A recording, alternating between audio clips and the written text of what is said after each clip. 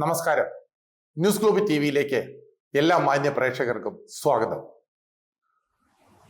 American president Donald Trump ഇന്ത്യക്ക് മേലുള്ള തീരുവ 50% കൂട്ടിയെന്നറിഞ്ഞപ്പോ കുറെ ആളുകളൊക്കെ നെഞ്ചത്ത് കൈവച്ചു. അത് 50 മാത്രമല്ല, മൊത്തം പറഞ്ഞു വരുമ്പോ 58% തീരുവ കൂടിയിരിക്കുന്നത്. ഇതിന്റെ ദൂഷ്യം ഇന്ത്യ ഗവൺമെന്റിന് മാത്രമല്ല, ഇന്ത്യയിലെ വ്യവസായികൾക്ക് മാത്രമല്ല, അമേരിക്കയിലുള്ള പൗരന്മാർക്കും ഇത് ബാധകമായി വരുന്നു. ഇത് ഏറ്റവും കൂടുതൽ ബാധിക്കാൻ പോകുന്ന ഇന്ത്യയല്ല, അവിടെയാണെന്നുള്ളതിന്റെ പ്രത്യക്ഷത്തിൽ തെളിവുകൾ വന്നു തുടങ്ങി. കാരണം അവിടെ വാങ്ങുന്ന സാധനങ്ങൾ മിക്കവാറും ടെക്സ്റ്റൈൽ ഉൽപ്പന്നങ്ങൾ മുഴുവൻ ബംഗ്ലാദേശിൽ നിന്നും, ഇന്ത്യയിൽ നിന്നും, അതുപോലെ ചൈനയിൽ നിന്നുമൊക്കെയാണ് അമേരിക്കയിലേക്ക് ഇമ്പോർട്ട് ചെയ്യപ്പെടുന്നത്. അങ്ങനെ അമേരിക്കയിൽ വന്നിറങ്ങുന്ന സാധനങ്ങൾ അവിടുത്തെ മാർക്കറ്റിൽ സാധാരണ വിലയ്ക്ക് അവിടുത്തെ പൗരന്മാർക്ക് ലഭിക്കുമ്പോൾ, ഈ തീരുവ കൂടുന്നതനുസരിച്ച് വില അധികമാകുമ്പോൾ വാൾമാർട്ട് പോലെയുള്ള സ്ഥലങ്ങളിൽ പോലും ഏറ്റവും കൂടുതൽ വില കൂടുതൽ അനുഭവപ്പെടുന്നു എന്നുള്ളതാണ് സത്യം.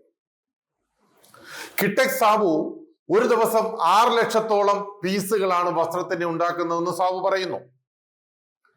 അത് വാറങ്കലിലെ ഫാക്ടറിയിൽ മാത്രം. കൊച്ചിയിലും ഏതാണ്ട് 10 ലക്ഷത്തോളം പീസുകൾ ഉണ്ടാക്കുന്നു. ഏതാണ്ട് 10-20 ലക്ഷത്തോളം വസ്ത്രങ്ങളുടെ പീസുകൾ ഒരു ദിവസം ഉണ്ടാക്കുന്ന സാബുവിന്റെ വലിയൊരു മാർക്കറ്റായിരുന്നു അമേരിക്ക.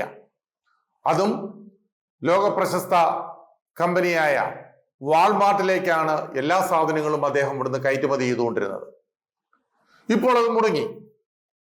വിലയുടെ പ്രശ്നം വന്നപ്പോ സാബു പറയുന്നു, എനിക്ക് ഏറ്റവും കൂടുതൽ ലാഭം കിട്ടുന്നത് ഇന്ത്യയിൽ തന്നെ ഔട്ട്ലെറ്റ് തുടങ്ങിയാൽ ആഭ്യന്തര വിപണി കണ്ടെത്താനാകും എന്നാണ്. പ്രധാനമന്ത്രി നരേന്ദ്രമോദി എന്താണെങ്കിലും റഷ്യയിലും ചൈനയിലും ഒക്കെ പോയി, ഇപ്പൊ ജപ്പാനിലും പോയി ഇന്ത്യയുമായുള്ള ബിസിനസ് സംരംഭങ്ങൾ വളർത്തിക്കൊണ്ടുവരാനുള്ള തീവ്ര ശ്രമത്തിലാണ്.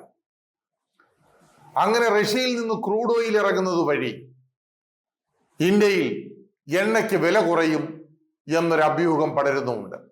അതുമാത്രമല്ല, നമ്മുടെ നാട്ടില് 5 എത്തനോൾ ഫാക്ടറികൾ തുടങ്ങാൻ കേന്ദ്ര ഗവൺമെന്റ് പ്ലാൻ ഇടുന്നു.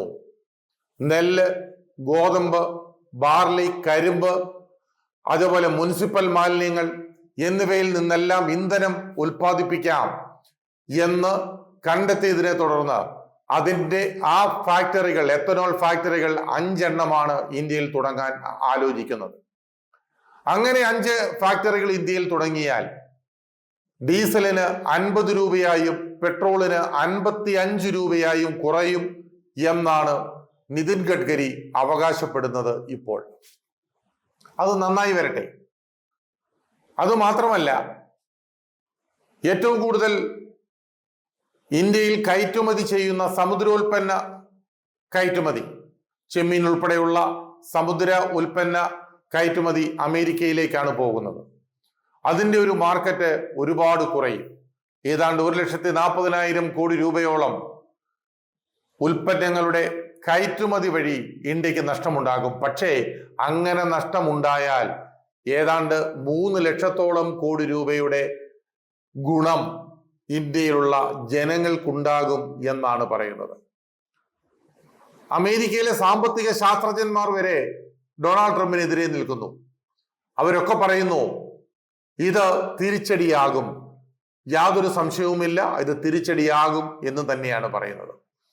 എന്താണെങ്കിലും ഇന്ത്യ ലോകത്തിലെ ഒരു വൻ സാമ്പത്തിക ശക്തിയായി മാറാൻ പോകുന്നു.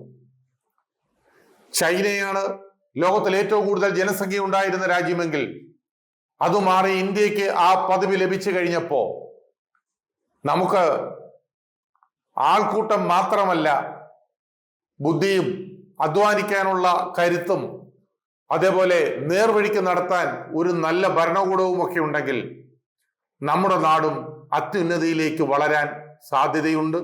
അത് വളരണം. അത് വളരാൻ വേണ്ടി ഓരോ പൗരനും ആത്മാർത്ഥമായി പ്രവർത്തിക്കുകയും വേണം. തീർച്ചയായും ഇന്ത്യൻ രൂപയ്ക്ക് മൂല്യമുണ്ടാകാൻ പോകുന്നു എന്നാണ് അറിയാൻ കഴിയുന്നത്. അതുമാത്രമല്ല, Russia, China, Japan, India, France തുടങ്ങിയ രാജ്യങ്ങളുടെ ഒരു കോമ്പിനേഷൻ, ആ കോമ്പിനേഷൻ ശരിക്കും വർക്കൗട്ടായാൽ ചിലപ്പോ അമേരിക്കയ്ക്ക് അത് വലിയ തലവേദനയാകാനും സാധ്യതയുണ്ട് എന്ന് പഠനങ്ങൾ പറയുന്നു.